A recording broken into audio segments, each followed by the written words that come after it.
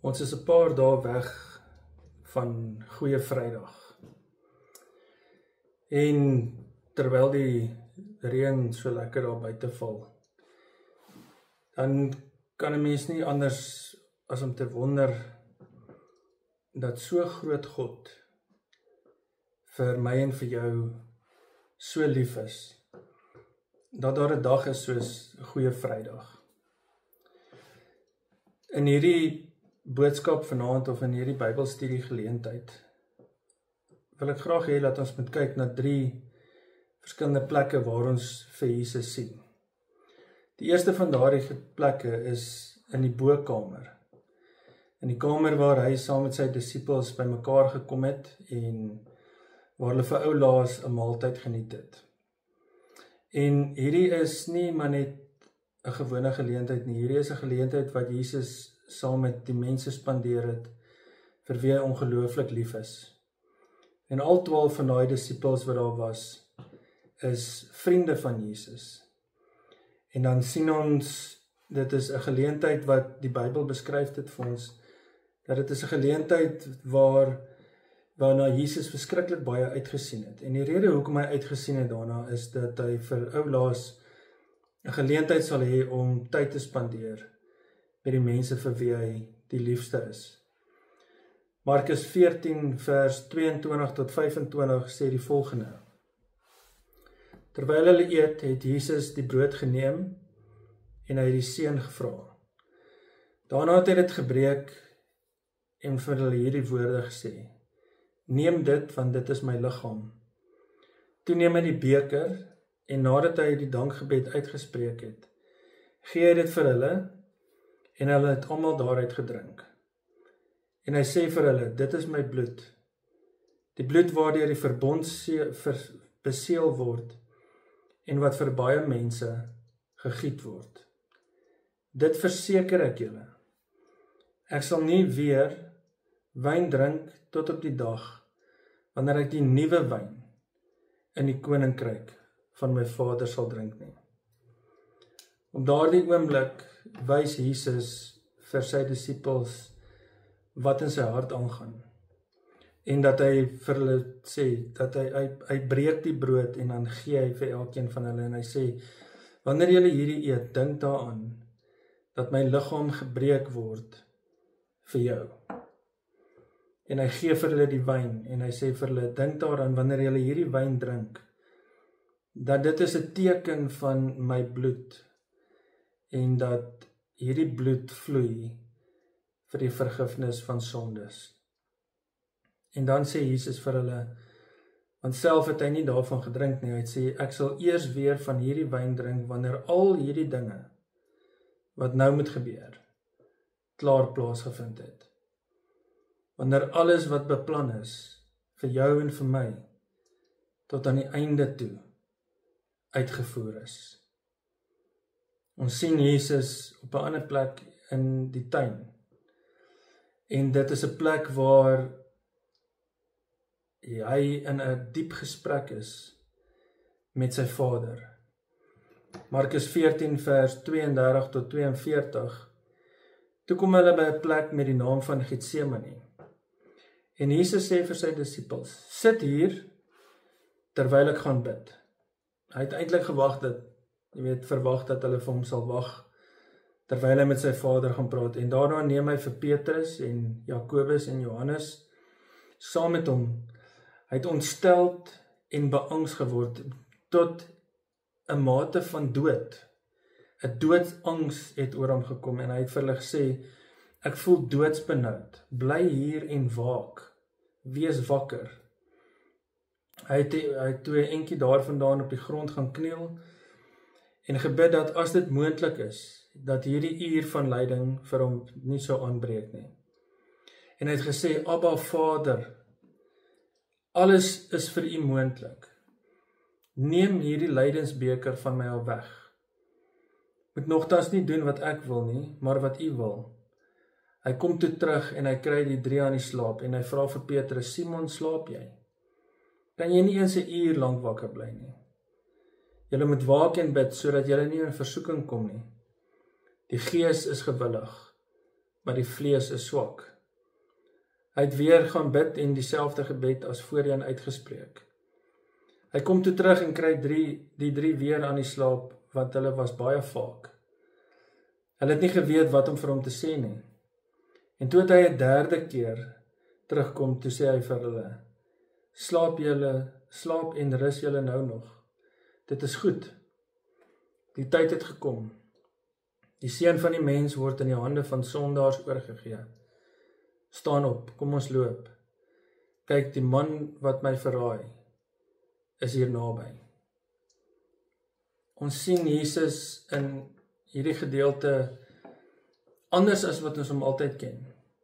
Ons sien 'n ander deel van wie Jesus Christus is. Ons ken hom as die een wat soveel wonderwerke doen, wat blindes laat sien, dowes laat hoor, wat selfs mense uit die dood uit opwek. En hier kry ons 'n blik van wie Jesus as mens is. Ons sien iets van die menslikheid van God, dat Christus op hierdie oomblik in 'n diep gesprek met sy pa is. Dit is die oomblik van die grootste nood wat hy nog ooit in sy lewe ervaar het. Ons sien dat hy op 'n plek is waar hy besef dat die oomblik het aangebreek waar hy sy lewe moet gee vir hulle waarvoor hy gekom het. Dat hy 3 keer vir God die Vader gevra het om dit van hom af weg te neem. As dit God vir U is alles moontlik. 3 keer het Jesus gebid tot sy pa en hom gesmeek om dit weg te vat. En dan sê Jesus hierdie woorde, hy sê, maar nie my wil nie, maar U wil. In die ander evangelie sien ons dat die evangelis skryf dat Jesus se bloed, se sweet het soos bloed geword. Dit het in bloed verander. So angstig was hy, so bedroef was hy, so bang was hy vir dit wat moes gebeur het.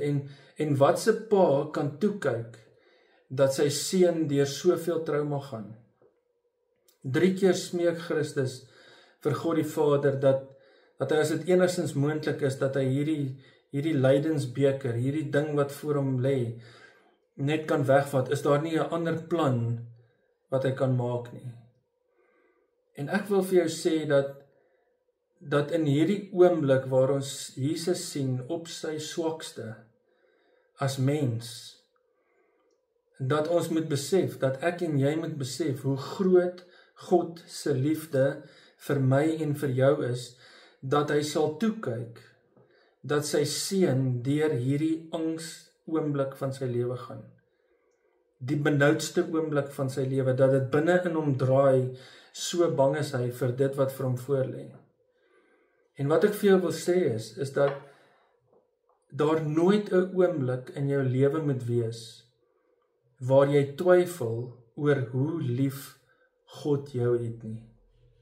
Dat die mate waarmee God jou lief het, kan ons as mense nie verstaan nie.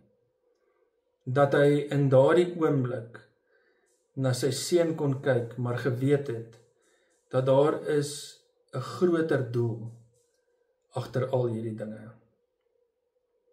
Die derde plek is die Via Dolorosa. Dit is 'n straat in Jerusalem waar Jesus 'n paar dae van tevore geloop het en die mense het hom toegejuig en lofliedere gesing en hom vereer vir wie hy is. En 'n paar dae later spot hulle hom en spoeg hulle hom en is hy op pad om sy lewe vir my en vir jou te gee. Is hy op pad na die kruis. Markus 15 vers 17 tot 20.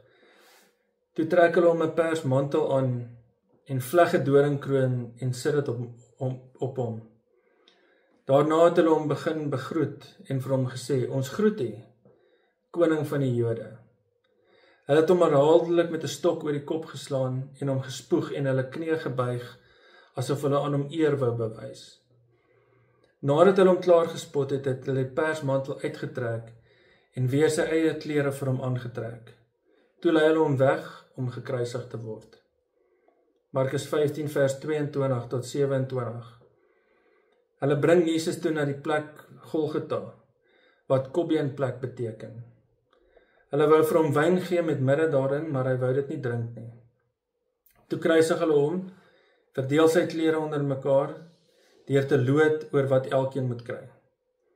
Dit was 9 uur die môre toe hulle hom gekruisig het.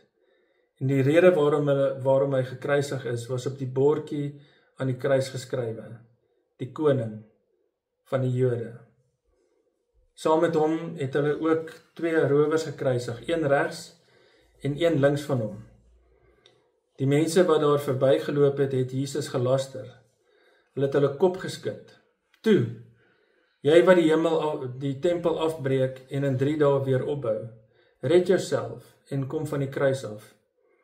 Net so die priesterhoofde en die skrifgeleerdes ook spottend vir mekaar gesê, ander het hy gered, homself kan hy nie red nie. Laat die Christus, die koning van Israel, nou van die kruis afkom, sodat ons dit kan sien en in hom kan glo. Die 2 wat saam met hom gekruisig is, het hom ook beledig. Teen 12 uur die middag het daar duisternis oor die hele land gekom en dit het tot 3 uur geduur. Om 3 uur het Jesus hard uitgeroep, Eloi, Eloi, lama sabachthani. En dit beteken, my God, waarom het jy my verlaat? Toe party van die mense wat daar naby gestaan het dit hoor, toe sê hulle, hoor daar, hy roep vir Elia. Een van hulle het toe gehardloop en 'n spons in suurwyn gesteek en het vir hom op 'n stok gehou om te drink en hy het gesê, wag, kom ons kyk of Elia hom van die kruis kom afhaal.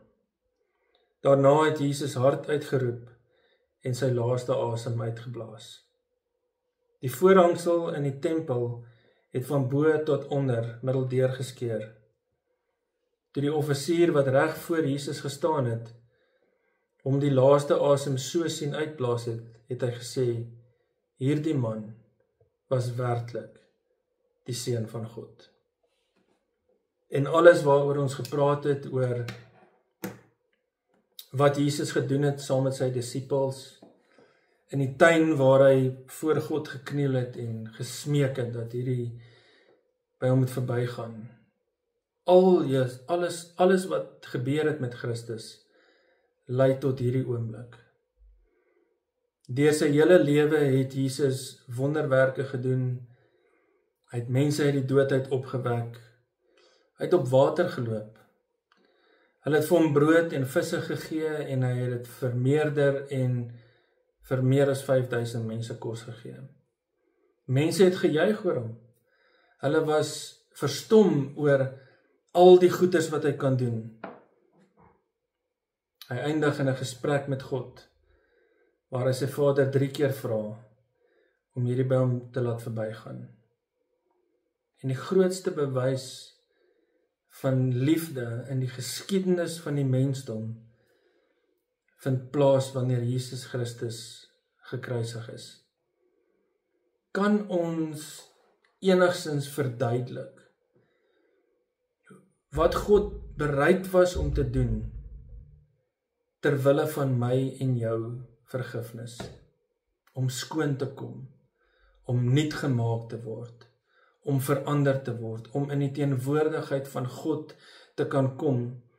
Dit is waaroor die kruis gaan, dat ons in die regte verhouding met God kan wees en dat ons die vrymoedigheid het om in die teenwoordigheid van God te kan staan. Markus begin hierdie evangelie en hy begin te skryf dat Jesus is die seun van God. Dat hy vir ons kom sê dat daar niks in jou lewe is wat groter is, dat daar niks in jou lewe al ooit gebeur het, dat jy nog niks in jou lewe ervaar het wat groter is as die liefde wat God vir ons het. En as jy dalk op 'n oomblik is in 'n plek in jou lewe waar jy nog nie besef hoe groot die liefde van God vir jou is nie, dan wil ek jou vra dat jy hierdie evangelie oor en oor en oor sal lees, totdat dit in jou hart insink, die grootheid en die omvang van die liefde wat God vir my en vir jou het. Totdat jy op 'n plek kan kom dat jy kan besef dat daar is niks wat in jou lewe gebeur, daar is niks wat jy kan ervaar, Daar is niks wat jy kan beleef wat kan vergelyk met die liefde wat God vir jou het nie. Here, ons dankie vir u goedheid en vir u liefde. Ons dankie, Here, vir u seun wat u vir ons gegee het, wat deur soveel pyn en smart moes gaan, wat soveel lyding moes ervaar, ter wille van my, sodat ek gered kan word. En God, mag u deur die Heilige Gees elkeen wat hierdie boodskap hoor en wat 'n bietjie dieper gaan dink oor dit, dat u ons op 'n plek sal bring waar ons oortuig kan wees van hoe groot u liefde vir elkeen van ons is. Amen.